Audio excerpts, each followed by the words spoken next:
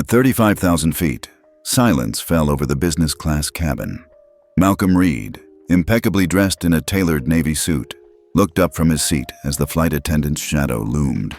Her polished name tag caught the light, her silver pen glinting as she pointed directly at him. "Sir, you'll need to vacate this seat for another passenger."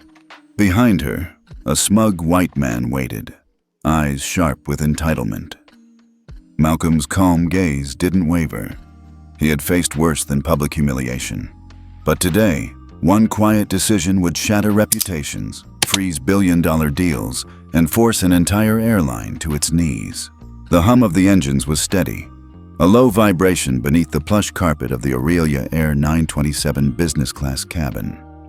Malcolm Reed settled into seat 2A, the window framing a pale morning sky. His tailored navy suit fit like armor, though his expression was soft, almost serene. He adjusted the cuff of his shirt, the glint of his vintage watch briefly catching the cabin light. Around him, the quiet choreography of pre-flight played out, passengers storing bags, attendants checking seatbelts, until a sudden shadow cut across the aisle.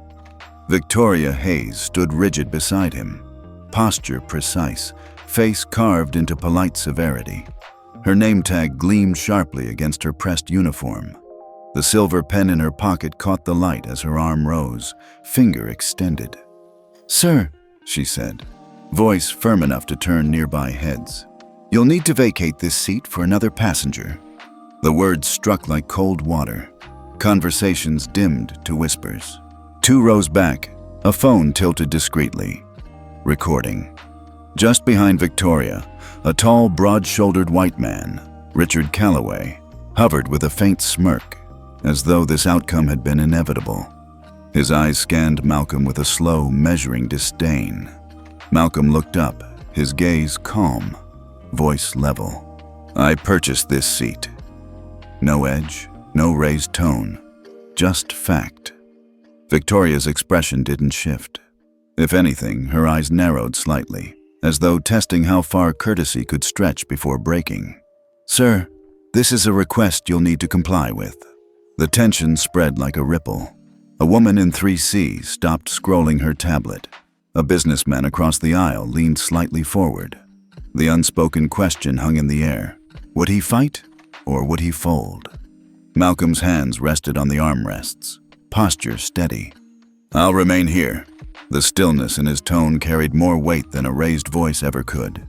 He didn't ask who the other passenger was. He didn't offer explanation or bargain. The refusal was complete in its simplicity. Victoria's pen shifted against her pocket as her fingers tightened. She stepped half an inch closer, lowering her voice enough for only those nearest to hear. "This passenger has priority." Malcolm's gaze remained warm, almost forgiving. "Not over a paid seat." From behind her, Richard leaned in just enough for Malcolm to catch the words, his voice a low, cutting murmur. "He doesn't belong here." The phrase hung, heavy and deliberate, each syllable sharp. Around them, the atmosphere thickened, a silent consensus forming that something more than a seat dispute had just begun. A phone camera's red recording light blinked steadily from row 4. Malcolm's eyes didn't harden, they deepened. He had heard those words before, in boardrooms, at private dinners, behind forced smiles. But today, in this narrow cabin, they carried a challenge he had no intention of ignoring. He shifted slightly in his seat, as if settling in for a long flight. The cabin waited. The tension in the cabin lingered, thick as the recycled air. Malcolm Reed's posture remained composed, his voice still gentle when he spoke again. "Perhaps you could show me the policy," he said, tone so even it almost sounded like an offer to make things easier for everyone. Victoria Hayes blinked once, her lips tightening. "Sir, I'll need to check with my manager." Without another word, she stepped away, the polished click of her heels receding toward the galley. Malcolm let his gaze drift toward the oval window, the early sunlight brushing his face. For a moment, the cabin dissolved, replaced by another room years ago. A mahogany conference table, sharp suits, the faint smell of leather chairs. He'd arrived early to present a merger plan, only to be asked by a secretary if he could wait outside until the executives arrived. The way she'd looked past him, assuming he was a driver, not the man leading the deal. Another memory flickered, standing in a marble-floored lobby, an assistant pressing a visitor badge into his hand with a too bright smile. "The boardroom's down the hall. Someone will bring you coffee while you wait for the CEO." She never realized she was speaking to him. The murmur of the present returned as Gareth Blake approached. Square shoulders, tailored vest, and the air of a man who liked his authority unquestioned. "Sir," he began, his voice clipped, "this seat has been reassigned for a VIP passenger. It's our standard protocol." Malcolm turned his head, meeting Gareth's gaze without the slightest hint of a challenge. "I understand you have procedures. I also understand I paid for this seat." His voice was quiet, but there was a steadiness that made the surrounding passengers listen harder. A few rows away, a middle-aged woman with sharp eyes noticed something others didn't: the faint glint of a metallic insignia pinned subtly to Malcolm's lapel. It wasn't flashy, but those who recognized it knew it was given to only a handful of people in the industry, a mark of deep influence, the kind that didn't need to be announced. She tilted her head, curiosity stirring. Gareth didn't seem to notice. "We'll be happy to move you to another seat, sir." His emphasis on another felt deliberate, as if it were a demotion. Malcolm's eyes softened, though his answer remained unchanged. "I'll remain here." The pause that followed stretched, brittle and thin. Gareth exhaled through his nose, muttered something about non-compliance, and turned toward the galley. Malcolm reached into his inner jacket pocket and withdrew his phone. His thumb hovered over the contacts list, scrolling briefly until it stopped on a name. He stared at it for a moment, his expression unreadable. Then he locked the screen and set the phone back down on his lap. Not yet. The hum of the air system filled the silence until Gareth Blake returned, flanked by Victoria. His steps were brisk, his jaw set. He stopped beside Malcolm's seat, leaning in just far enough to cast a shadow across the tray table. "Sir, this is not a request," Gareth said, each word clipped, his voice carrying just enough for nearby passengers to hear. "You will move to another seat, now." The authority in his tone was sharpened for show, a performance for the audience watching. Malcolm didn't look up right away. He brushed an invisible crease from his trouser leg before raising his eyes. "I've already explained. This seat was purchased, confirmed, and assigned to me." From just behind Gareth, Richard Calloway stepped closer, his cologne faint but intrusive. His smirk was gone, replaced by a lazy, condescending drawl. "Look, let's not make this harder than it needs to be. Some seats just aren't meant for everyone." The words slid into the air like ice water, and a few passengers exchanged uneasy glances. A man in 5C cleared his throat, as though wanting to speak, but didn't. From across the aisle, a woman with silver hair leaned slightly toward Malcolm. Her voice was low, almost conspiratorial. "You're right to stand your ground," she murmured. For a moment, the corner of Malcolm's mouth softened, but the brief connection was shattered when Richard shifted his weight toward her, his gaze sharp and warning. "I'd mind my own seat if I were you," Richard said, his tone laced with quiet menace. The woman stiffened, retreating into her space. The unspoken message was clear. This wasn't her fight. The small exchange didn't go unnoticed. The tension in the cabin thickened, isolating Malcolm in an invisible circle. Eyes flicked to him, then away, as if watching from behind glass. No one wanted to be next in Richard's line of fire. Gareth straightened, clearly satisfied that the balance of pressure was in his favor. "This is your final notice," he said, adjusting his vest with the self-assurance of a man convinced the outcome was inevitable. Malcolm, still seated, let the words hang between them. He glanced at the oval window, where the first rays of sunlight were stretching across the tarmac. Slowly, he turned his wrist, revealing the face of an understated, antique watch. The minute hand ticked once, deliberate, patient. His other hand slipped into his jacket pocket, retrieving his phone with the same unhurried precision. The contact list lit up, familiar names scrolling past until one stopped beneath his thumb. Ethan Cole. Malcolm's gaze lingered on the name.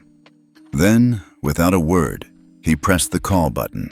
The line connected before the first ring ended. "Ethan," Malcolm said, his voice low, steady, without an ounce of hesitation.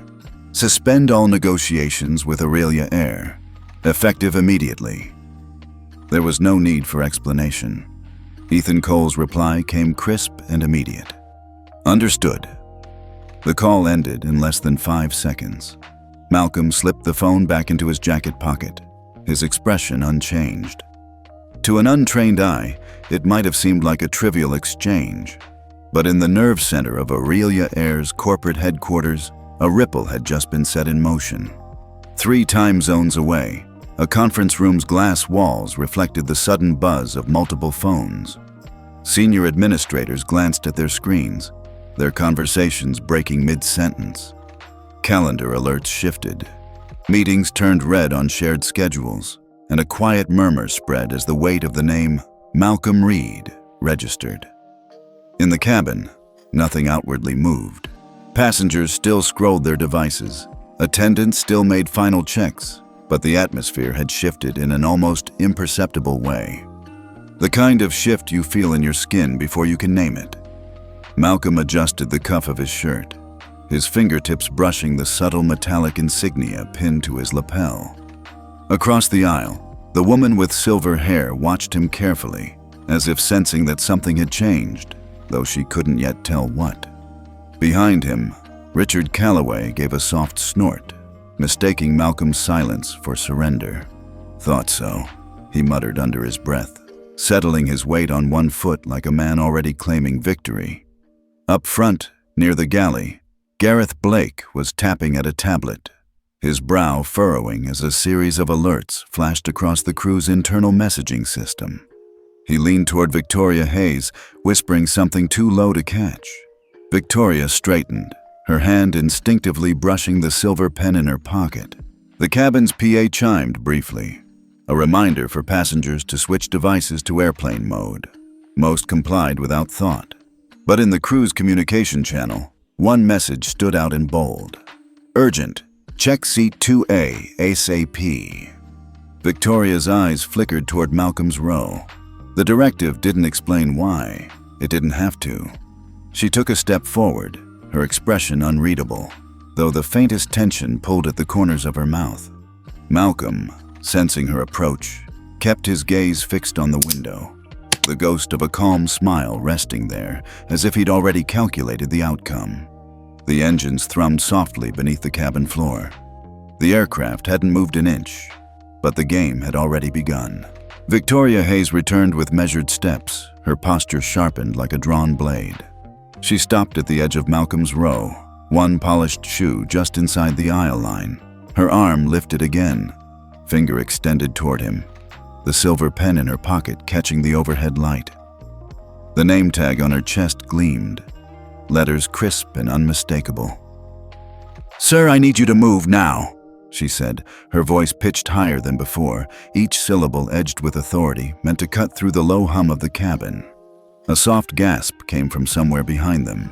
This time, multiple passengers had their phones up, not subtly, but openly, their camera lenses tilted toward the confrontation. One live stream counter ticked upward in the corner of a screen. 127 viewers, then 215, then over 300 in seconds. From row 4, a younger passenger leaned into the frame, whispering to his feed. "This is unreal. Look at her name tag, the pen, the way she's pointing at him." The image froze for a second as the signal lagged, perfectly capturing the silver pen angled toward Malcolm's chest and the cold steel in Victoria's eyes. Across the aisle, a man muttered, "She's really doing this in front of everyone?" His companion nudged him to quiet down, but the disapproval was spreading. People were no longer just watching. They were taking sides. Malcolm didn't flinch. "I've explained my position," he said, voice low but steady, carrying only to those nearest. His tone wasn't defensive. If anything, it was anchored. as if every word had been weighed before it left his mouth. Victoria's jaw tightened. She stepped back just enough to address Gareth, who was standing a few rows forward, tablet in hand. "He's refusing again," she said, her voice carrying over the seats. One of the passengers live streaming caught Gareth glancing down at his screen, eyes narrowing at a fresh alert. For the briefest moment, something flickered across his face. Hesitation, maybe even concern. But it was gone as quickly as it came. In the airline's headquarters, that same alert appeared on multiple devices at once. Subject: risk alert. Strategic partner frozen 1.2B deal. The message was flagged urgent, routed directly to the executive floor. Gareth's fingers tightened around the tablet, his posture stiffening. He glanced toward Victoria, then at Malcolm, as though reassessing the balance of power in real time. The cabin felt different now, still tense, but with an undercurrent of curiosity and, for some, quiet satisfaction. The silver pen and gleaming name tag had become more than just details. They were symbols, caught in the amber of viral footage, ready to ignite opinion far beyond this flight. The live stream counter ticked past 1,200 viewers, comments flooding in faster than the passenger holding the phone could read them. Someone in the chat recognized the man in seat 2A and typed in all caps, "That's Malcolm Reed, the CEO of Vantage Aeronautics." Within seconds, the comment was screenshotted, reposted, and amplified across multiple social platforms. In row 4, the streamer's voice shifted from amused to electric. "Guys, you're not gonna believe this. That man is..." He stopped mid-sentence as another viewer dropped a link to an article headlined, "Vantage Aeronautics secures 1.2B strategic deal with Aurelia Air." Gasps spread through the nearest rows as phones lit up with the same headline. A young man in 3F turned in his seat to look at Malcolm more closely, whispering to his seatmate, "If that's true, they're throwing out the guy keeping them in business." Victoria, catching fragments of the murmurs, glanced over her shoulder at Gareth. His eyes had narrowed, the muscle in his jaw ticking. This was the moment many expected, the part where the powerful man would stand, declare his status, and crush the opposition with a single sentence.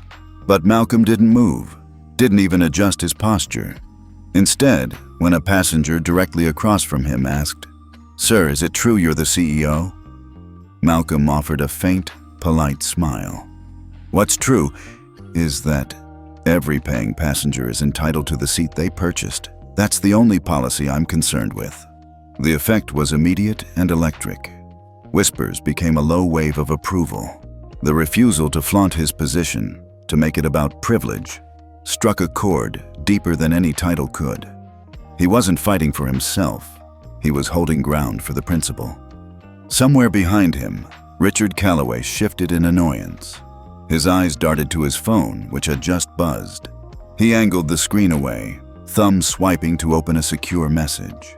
4 words appeared in stark text. "Proceed to Phase 2." Richard's gaze lifted slowly toward Malcolm's back, the corners of his mouth tightening. Whatever Phase 2 meant, it was clear this confrontation wasn't over. Across the aisle, the silver-haired woman who'd offered quiet support earlier leaned forward slightly, her eyes bright. She didn't speak this time, but the look she gave Malcolm was one of unmistakable solidarity. The cabin was no longer just tense, it was polarized. Half the passengers sat rigid, unwilling to be caught on the wrong side of whatever was unfolding. The other half watched Malcolm with the kind of hope reserved for moments when the balance of power feels like it might actually shift. The plane still hadn't left the ground, but the battle lines were drawn. The ripple of recognition still moved through the cabin when a new voice cut in, this one from row 1. A middle-aged man in a gray blazer stood, holding his phone out like a badge. "That guy," he gestured toward Richard Calloway, "isn't on Aurelia Air's VIP manifest. I know because I'm on it." A couple of passengers gasped. Richard's head snapped toward the man, his expression flashing from surprise to irritation. "You don't know what you're talking about," he said, but his voice lacked its earlier confidence. From the galley, Victoria froze mid-step, Her eyes darted toward Gareth Blake, who had just received something on his tablet. His brows knitted before he quickly angled the screen away. The faint reflection in the glossy surface caught Malcolm's attention. Lines of text under a heading: Public Relations Consultancy, Contractual Engagement. The implication formed quickly. Richard wasn't a VIP at all. He was a hired figure, brought on for optics. The murmurs thickened as another passenger whispered, "So, this was staged?" Malcolm stayed silent, but his gaze shifted to Gareth. In the sterile light of the cabin, the man's composure was fraying. Then came the twist the cabin didn't see coming. A quiet voice from the silver-haired woman across the aisle. "That man, Richard, works with Gareth Blake. I've seen them together in the executive lounge. They were talking about testing compliance." Her words hit like a small but precise detonation. Passengers leaned toward each other, whispering. The narrative was unraveling, and for once, it wasn't Malcolm's seat under question. It was the integrity of the airline's own crew. Malcolm absorbed the revelation without outward reaction, but inside, the picture sharpened. This wasn't about a seating dispute. Gareth had orchestrated a public test to gauge how far authority could stretch, and perhaps to signal his own influence within Aurelia Air's hierarchy. Richard, feeling the shift, squared his shoulders and tried to regain footing. "This is being blown out of proportion," he announced, but the words landed weakly. The spell of authority had cracked. Malcolm's eyes moved to the window, more for focus than view. His calm was a deliberate counterpoint to the chaos brewing around him. The target had shifted. The game was no longer just between him and a flight attendant. It was with a faction inside Aurelia Air itself. His phone buzzed softly in his pocket. Sliding it out, he saw a message from an unknown number. "Check seat map anomaly and crew roster." No greeting, no signature, just a hint that there was more beneath the surface. Malcolm leaned back slightly, letting the hum of the engines mask his voice as he dialed Ethan Cole. The connection clicked almost instantly. "I need a favor," Malcolm said quietly. "Pull the crew roster for Flight 927 and the final seat map. Look for any last-minute changes." There was a brief pause on the other end, the sound of keys tapping. "Give me a minute," Ethan replied. Malcolm ended the call without another word, tucking the phone into his jacket as if nothing had happened. While the cabin bustled with low whispers and darting glances, Malcolm's calm felt almost out of place, until his phone buzzed again. Ethan's voice came through low but taut. "Roster was swapped 2 hours before boarding. Your original seat neighbor was supposed to be a corporate counsel from the airline. She was reassigned to 5F. Richard Calloway was moved to 2B, opposite you." Malcolm's fingers tapped once against the armrest. "And the crew?" Another pause. "Victoria Hayes wasn't originally scheduled either. She was swapped in from standby. Orders came from Gareth's department." Malcolm's eyes narrowed a fraction. "Send me the document trail." Seconds later, a file appeared on his screen. The digital paperwork looked routine at first glance, but one note in the margin stood out. Cryptic initials and the phrase, "KPI Priority, VIP White." The words were sterile, but the meaning landed like a blow. This wasn't random. It was policy. Informal, unspoken, but embedded enough to be tracked. The kind of line you'd never see in public guidelines, but one that shaped real decisions. Malcolm let the phone rest in his lap, his mind turning over the implications. Victoria's earlier steeliness replayed in his head, but now he saw it differently. If she was following a KPI tied to biased priorities, her role might be less about personal malice and more about survival in a system that demanded it. A murmur rippled through the cabin as another live stream clip surfaced on passengers' phones. The shot of Victoria's name tag and pen, already circulating online. Some comments skewered her personally. Others questioned the culture of Aurelia Air itself. Malcolm glanced toward the galley, where Victoria stood rigid, speaking to Gareth in low tones. She looked trapped, eyes scanning the cabin without meeting anyone's directly, jaws set as if bracing for fallout she couldn't yet see. The indignation in Malcolm's chest shifted, tempered by a thread of something else: recognition. Systems like this didn't just harm their targets, they ensnared their enforcers too. He rose smoothly from his seat, adjusting his jacket. As he stepped into the aisle, he caught Victoria's eye for the briefest second. "Ms. Hayes," he said evenly. "A word, please. In private." Her lips parted in surprise, but she nodded, gesturing toward the galley. The galley was narrow, lit by the muted glow of overhead panels. The hum of the engines felt louder here, as if the metal walls carried the tension between them. Malcolm stood with his hand loosely clasped in front of him, his voice low, deliberate. "Ms. Hayes, I'm not here to make this personal, but respect for all seats, for all passengers, cannot be negotiable. Not for me, not for anyone." Victoria's chin lifted, but her eyes flickered. "I was following protocol," she said, though the words sounded rehearsed. He studied her for a moment before replying. "Whose protocol?" Her breath caught. For a heartbeat, the only sound was the faint rattle of cutlery from a nearby storage bin. Then her hand moved to the silver pen in her pocket, fingers trembling. "That photo, me pointing at you, it's already online, isn't it?" Malcolm didn't answer. He didn't have to. She exhaled sharply, shoulders sagging. "That wasn't an accident. Gareth, he wanted me to be the one in the spotlight if this went wrong, said I fit the profile for dealing with passengers like you. He even joked the pen and name tag would make me look more official in the footage." Malcolm's gaze stayed steady. "And you agreed?" Her eyes dropped. "I didn't think it would blow up like this, but I have proof. Emails from him, instructions to swap me onto this flight, to treat Richard as a high-priority VIP. It's all in my inbox." The tremor in her voice was no longer just fear of being caught. It was the fear of being used, discarded once she'd served her purpose. Malcolm felt the flare of anger shift into something sharper: purpose. "Keep those emails. They may be the difference between protecting yourself and being the scapegoat." Victoria nodded quickly, almost in relief.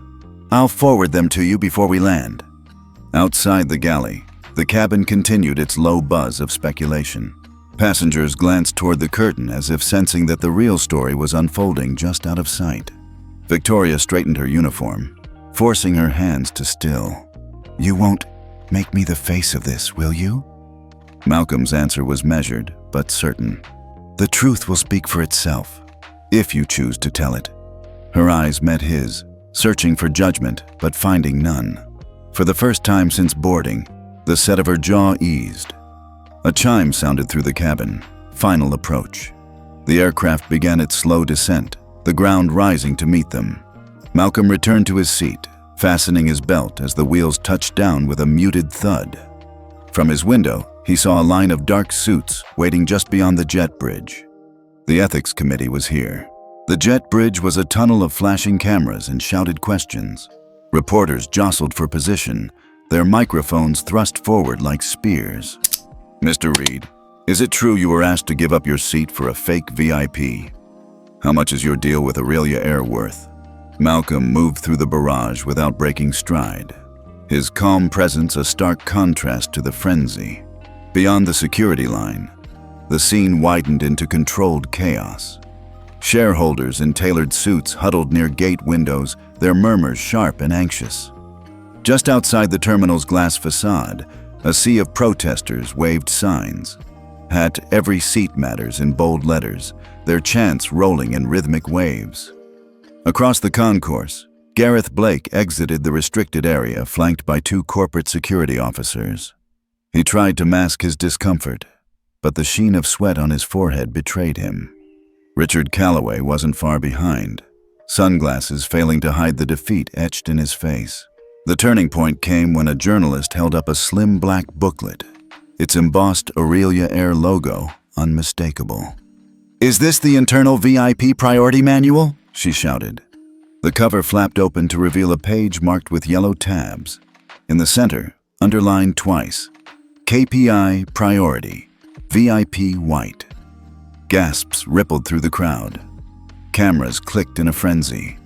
The document was already being live-streamed to thousands. Richard hesitated at the terminal doors, then turned toward the nearest microphone. His voice cracked at first, but the words came. "I wasn't on the VIP list. Gareth asked me to play the role. Said it would be a routine compliance test to keep certain people in check." The admission detonated in real time. Protesters outside roared louder. Inside, several shareholders stepped back from Gareth, their expressions curdling into open hostility. Victoria Hayes emerged from the gate moments later, pale but resolute. She clutched her phone in one hand, evidence ready. Her eyes flicked briefly to Malcolm, then to the protesters beyond the glass. The terminal had become a theater, and the public humiliation was no longer aimed at Malcolm. It had turned full force on Gareth Blake and the system he'd served. The sight sparked a quiet satisfaction in the onlookers who'd watched the scene unfold from the start. Justice wasn't just whispered about. It was happening here, in daylight. Through it all, Malcolm remained steady. He stepped aside from the press line as two board members approached. "Mr. Reed," one of them said, voice clipped, "the council would like to speak with you privately." Ethan Cole appeared from the crowd, a leather portfolio under his arm. The flap was slightly open, revealing the edge of a document labeled Aurelia Air, Ethics and Policy Reform Term Sheet.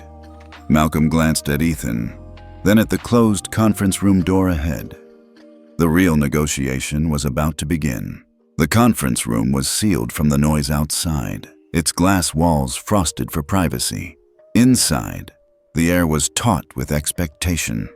Aurelia Air's board members sat in a rigid line along one side of the table, their faces pale from a day of unraveling control. Ethan Cole placed the leather portfolio in front of Malcolm, sliding it open with quiet precision. Malcolm didn't sit immediately. He stood at the head of the table, looking each board member in the eye before speaking. "This is not about one flight or one passenger. It's about the rules you choose to live by as a company, and whether those rules treat dignity as optional." He pulled a stack of documents from the portfolio, separating them into neat piles.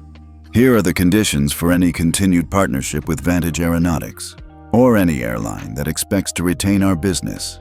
Independent third-party audits of hiring and promotion practices. Public release of diversity and equity data, updated quarterly. Mandatory bias and sensitivity training for every employee, from crew to executives. An anonymous, protected channel for passengers and employees to report discrimination without retaliation. And binding contractual clauses with measurable milestones, penalties for failure." One of the board members, a man with silver-framed glasses, frowned. "Mr. Reed, these changes will take years to implement. They'll be expensive." Malcolm's voice remained calm. "Then start today. You have 72 hours to commit in writing, or you lose not just my company's contract, but the confidence of every partner who's watching." The room shifted uncomfortably. Some looked at their notes, others met his gaze and quickly looked away. "And for the record," Malcolm continued, "this isn't about securing an advantage for Vantage Aeronautics. I'm asking you to apply these standards across the industry. Not because it benefits me, because it protects the passengers who will board your planes tomorrow, next month, and 10 years from now. This is not about my seat. It's about the seat after mine." A silence followed, heavier than any outburst. Even those resistant to change felt the weight of the statement. Ethan quietly placed a pen on the table, the subtle cue that signatures were the only next step worth discussing. No one moved at first. Then the chairwoman exhaled and said, "Leave us 5 minutes." Malcolm nodded, stepping toward the glass doors with Ethan. As they reached the threshold, the vibration of his phone broke the stillness. A new email notification appeared on the lock screen. "Board accepts. Gareth removed. Interim charter signed." Malcolm's expression didn't change much, but in the set of his shoulders, there was the unmistakable lift of a battle turning toward victory. 3 months later, Aurelia Air's flagship lounge gleamed under soft, warm lighting. Along the walls, new frame charters were mounted in clear glass, each bearing the bold words, "Every seat holds dignity." The same phrase was etched into the cabin partitions of every aircraft in their fleet, visible to passengers the moment they boarded. Malcolm Reed walked slowly through the lounge, hands in his pockets, taking in the subtle but deliberate changes. Uniformed staff greeted passengers with genuine warmth, not the scripted formality he had once endured. A young man in a ground crew jacket stopped to shake his hand, whispering, "Thank you, sir," before moving on with his duties. Near the training center adjacent to the lounge, a door stood open. Inside, a group of new flight attendants sat in a semicircle, notebooks in hand. At the front of the room stood Victoria Hayes. Her voice carried the same clarity it had on that tense morning months ago, but now it was steady with purpose. She gestured toward a projected image on the wall, a still frame from the viral live stream. In it, her hand was raised, the silver pen and gleaming name tag catching the light. "This," she told the trainees, "is not a moment I'm proud of, but it's one I learned from, and that's why it's here. Not to shame, but to remind us what's at stake when we forget that respect is the first service we provide." Malcolm watched from the doorway for a moment, unseen, before stepping away. The decision to keep the image as a teaching tool, rather than a scarlet letter, had been his suggestion, and Victoria had agreed without hesitation. It was proof that change, when given the chance, could reach deeper than punishment. Back in the lounge, he accepted a coffee from a barista who recognized him instantly but treated him like any other customer. Passengers chatted easily around him, their differences in background and appearance no longer sparking the subtle tensions he used to notice in such spaces. As he settled into a quiet corner seat, his phone buzzed. An unknown number lit up the screen. The message, short. "I belong today." Malcolm smiled faintly and typed back, "So do you." He slipped the phone into his pocket, leaning back to watch planes taxi across the sunlit tarmac. The fight had been messy, public, and exhausting. But here, in the unremarkable normalcy of people simply being welcomed as they were, he saw the quiet proof of victory. The world would keep moving. New battles would come, but for now, every seat on every Aurelia air flight carried the weight of a promise, one that would outlast any single headline.